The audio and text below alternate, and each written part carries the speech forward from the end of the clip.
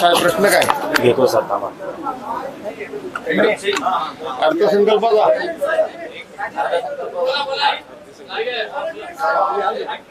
Sir आज budget सादर केलं जाणार आहे. या बजेटकडून काय अपेक्षा करतात सर्वसामान्यांच्या हिताचे? असं आहे की सर्वसाधारणपणे ज्या वेळेला अर्थसंकल्प सादर होतो त्यावेळेला अर्थसंकल्पामध्ये निश्चितपणे कोणकोणत्या स्वरूपाच्या तरतुदी आहेत ह्या तरतुदी प्रत्यक्षपणे सभागृहामध्ये अर्थसंकल्प सादर होण्यापूर्वी जाहीर होत नाहीत. परंतु आजची आपण जर सगळी वर्तमानपत्र बघितली तर या वर्तमानपत्रामध्ये कोणकोणत्या विभागाला कोणकोणत्या घटकाला काय काय सोयी सुविधा दिल्या जात आहेत ह्या सगळ्या योजना ह्या आता जवळजवळ बाहेर प्रसिद्ध झालेल्या आहेत.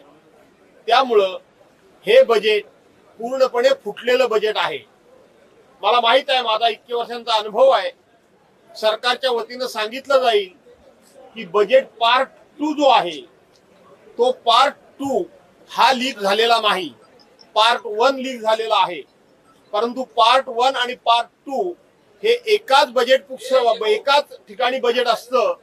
त्यामुळे हे बजेट फुटलेलं आहे.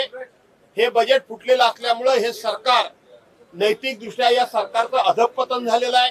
नैतिकदृष्ट्या या सरकारची विश्वासार्हता ही रसातळाला गेलेली आहे.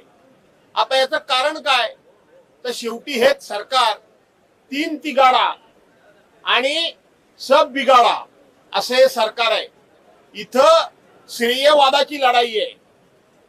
राज्याचे अर्थमंत्री अजितदादा पवार हे बजेट सादर करणार आहेत आणि म्हणून त्यांना श्रेय मिळू नये म्हणून त्या बजेटमध्ये आम्ही कोणकोणत्या घटकाला काय काय सोयी सुविधा दिल्यात हे सांगून या बजेटचं श्रेय घेण्याची ही त्या ठिकाणी स्पर्धा सुरू झालेली आहे.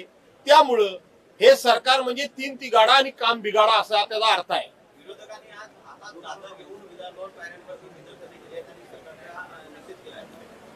नाही, निश्चितपणे कालच संसदीय कार्यमंत्री चंद्रकांतदादा पाटील यांनी सर्वांना चॉकलेट वाटलं, त्याच्या बातम्या आपण केल्यात. याचा अर्थ महाराष्ट्रातल्या जनतेला आज जो अर्थसंकल्प जाहीर होणार आहे त्या अर्थसंकल्पातून चॉकलेटच मिळणार आहे, फसवणुकीचंच काम होणार आहे. हे स्पष्टपणे त्या ठिकाणी जाहीर झालेलं आहे. हे स्पष्टपणे त्या ठिकाणी स्पष्ट झालेलं आहे आणि त्याचाच भाग म्हणून या बजेटमधल्या तरतुदी ह्या बाहेर जाहीर करून हे चॉकलेट कोणामुळे मिळतंय हे दाखवण्याचा हा प्रयत्न आहे. परंतु चॉकलेट म्हणजे फसवणूक आहे. दादांच्या पेटाऱ्यातून दादांच्या बजेटमधून पूर्णपणे लोकांची दिशाभूल झालेली असेल. राज्याच्या तिजोरीमध्ये पैसेच नाहीयेत. राज्यावर खूप मोठं अशा प्रकारचा कर्जाचा डोंगर उभा राहिलेला आहे. राज्याच्या सकल उत्पन्नाच्या 25% जवळजवळ राज्यावर कर्ज झालेलं आहे. अशा वेळेला फक्त आणि फक्त महाराष्ट्रामध्ये काही ठिकाणी पाऊस पडत नसला तरी दादांच्या बजेटमधून फक्त आणि फक्त खोट्या आणि दिशाभूल करणाऱ्या आश्वासनांचा पाऊस पडेल. यापेक्षा फार काही जनतेच्या पदरात पडणार नाही. धन्यवाद.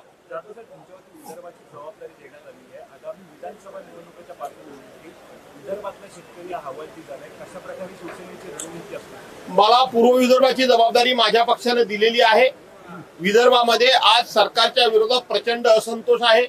आपण बघितलं असाल की विदर्भातल्या 10 लोकसभेच्या जागांपैकी फक्त आणि फक्त भारतीय जनता पार्टीच्या 2च जागा निवडून आल्या.